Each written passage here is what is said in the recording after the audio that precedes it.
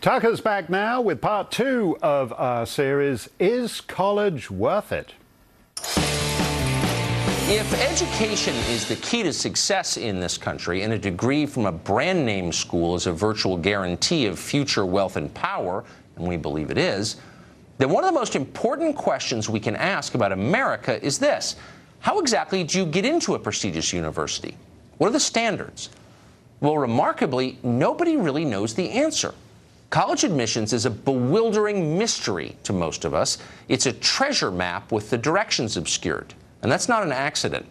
Colleges consistently refuse to explain how they admit students. Usually it takes legal action to find out. Secrecy is the key to their power, and they guard it jealously. But there are some facts available. Thanks to whistleblowers in college admissions offices and a series of civil rights lawsuits filed over the years, we do know something about admission standards. The main thing to understand going in is that no matter what you may have heard, higher education is not really a meritocracy. There aren't a lot of slow kids at Harvard, but that doesn't mean the smartest and hardest working applicants get in. Often they don't get in. Other factors come into play. The first and probably least publicized of these is legacy admissions. You're more likely to get into a prestigious school if your parents went there. Much more likely, it turns out. A 2011 study of 30 elite universities found that the children of undergraduate alumni were, on average, 45% more likely to get in. An earlier study found the legacy advantage was equivalent to an additional 160 points on the SAT. That's a major leg up. Colleges understand that admitting the kids of alumni help with fundraising. They don't like to talk about that, but it's true. The other factor that colleges don't like to talk about is affirmative action. The Supreme Court banned the use of racial quotas in admissions some years ago, but in real life, that decision meant nothing. Skin color remains a central consideration at every level of the process. The average admissions office is every bit as race-conscious as any institution in the Jim Crow South, and far less transparent about it. The numbers tell the story.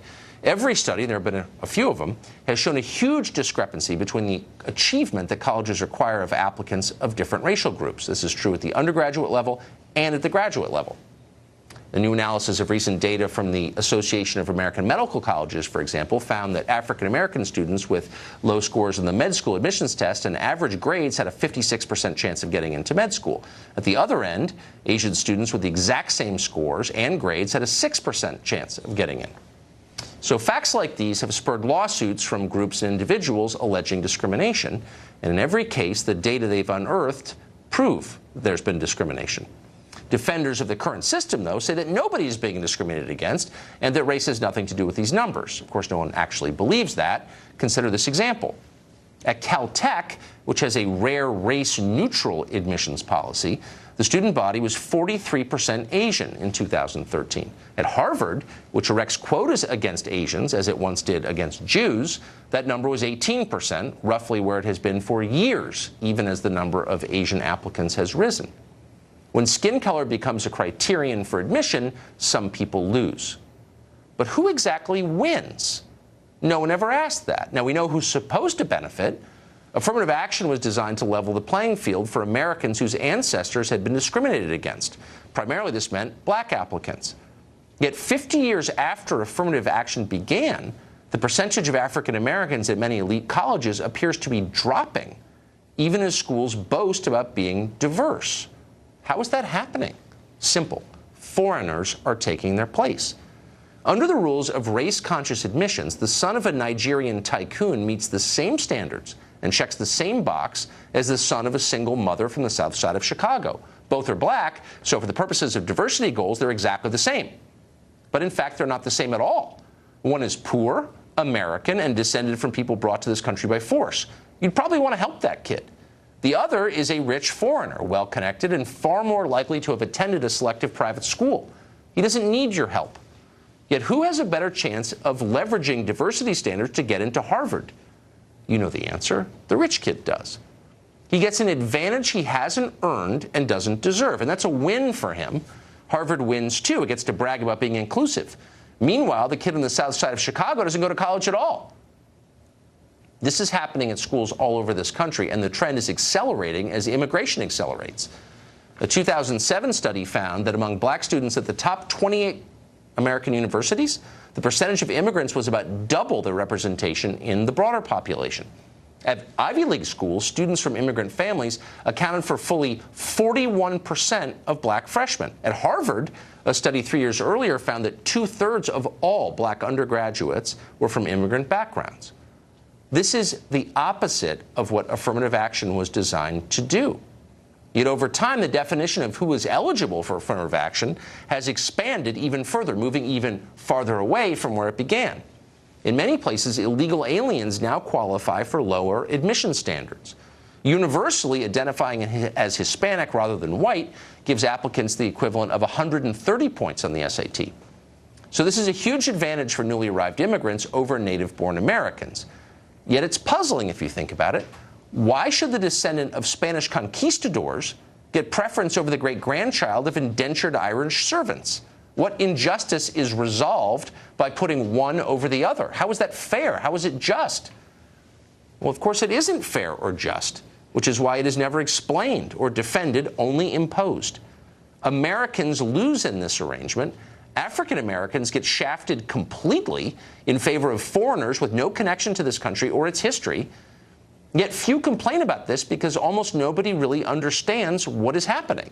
And that's why the admissions process is secret, so you won't challenge it. Catherine Lehman is chairwoman of the U.S. Commission on Civil Rights. She spoke with us about all of this just a minute ago. Thank you very much for coming on. Thank you for having me. So what's the purpose of affirmative action? Why do we have it? Well, the goal is to make sure that our colleges and universities have a chance to achieve the diversity that they say that they want for their schools, where the long-standing precedent is that they can use affirmative action if there are no other means to achieve that diversity and to be able to satisfy their educational mission. So it's not an attempt to redress past wrongs. It's simply for the sake of variety. Well, it started as an attempt to address past wrongs. I think that goal continues to exist, but the reality is that schools have, of long standing, said that what they want to do is to educate students to live in, work in, be prepared for an increasingly global society and to be able to be full participants in the world that they will enter. And so achieving diversity is one way of making sure that students are able to be educated toward that end. So if you factor sports out of it, and this has been done, and you reduce it to grades and test scores, it still remains true that Asians, East Asians, Chinese particularly and Koreans, score like 500 points higher than other groups with the same admissions rates. And so here's a flaw in your analysis. Yes. You're reducing it to the test scores and the grades, which the court has said specifically you cannot do. The schools, the colleges and universities have a First Amendment academic freedom interest in selecting whom they want to educate and how they want to educate them. And what they say is I'm not contesting the right. I'm just saying it's right. prima facie discrimination. And if it were happening to any other group, of course, there would be a total outrage. Well, I think it would be a total outrage if it were discrimination, period. What the court has said is that that's not how to analyze it, and that's not discrimination. The court has said you take a look at whether the school is analyzing all of who a child is. No, I'm aware of what the court says. I don't think it passes the common sense test. But let me ask you this. Do you think if you conceded that part of the purpose of affirmative action, and I think the purpose that most Americans would identify with, if there's any part of it that they would, is the idea that there are groups in America, particularly African Americans, who are discriminated against historically, and this is a way of making good on that, or trying. So how does it make you feel when you see the numbers that foreign-born black students displace African American students, especially prestigious schools, at a really high rate, and then the school gets to say we're diverse when they're letting in, the kid of the Nigerian ambassador? Doesn't that seem a perversion of the purpose? Well, I think it might be a perversion of the purpose. I haven't seen those numbers, and that's not my experience from investigating the schools. And in fact, what we're seeing now, in particular in this administration with its hostility to having people come to this country from other countries, we're seeing a drop-off in international students at our schools in a way that is affecting the bottom line of our let's say, I'll get the exact numbers in a second, but let's say, I don't know, 19% of all black people in the United States were foreign-born, but the percentage of black students at prestigious schools who were foreign-born was like 45%. That would suggest that they're disproportionately getting the slots that most of us think are going to African Americans. You don't think that's a problem? Well, I again need to resist your reduction of the applicant to a particular characteristic rather than looking at the whole person. Well, the schools, of course, reduce them to that. I mean, they're totally race conscious in the way that they do admissions. You know, let me tell you that that is just not true. That the schools are pretty opaque in the way that they do their admissions, and that's a problem for the American public. But I've overseen investigations in colleges and universities on exactly this topic, and what I've seen time and time and time again is that the schools actually do a very good job of taking a look at what the students say about themselves, what their recommenders say. Okay, then my last question, we're almost out of time, is why can't we judge that for ourselves? Since this is the gateway to wealth and power in this country, a degree from a prestigious school, and the government subsidies are overwhelming, and the tax breaks are overwhelming, why don't I have a right to know what the criteria are that they're using? You know, Tucker, I'm a huge believer in transparency. I think it would be better for the American public to have more information about that. When I was at the Office for Civil Rights, we entered into a resolution agreement with Princeton on this topic, and we evaluated exactly this question, and we made our analysis very public to be able to share what people's questions were and what our analysis was. Well, good. Well, I'm totally with you on that. I think knowing more is better. Catherine, thanks for joining us. I appreciate it. Thanks very much for having me.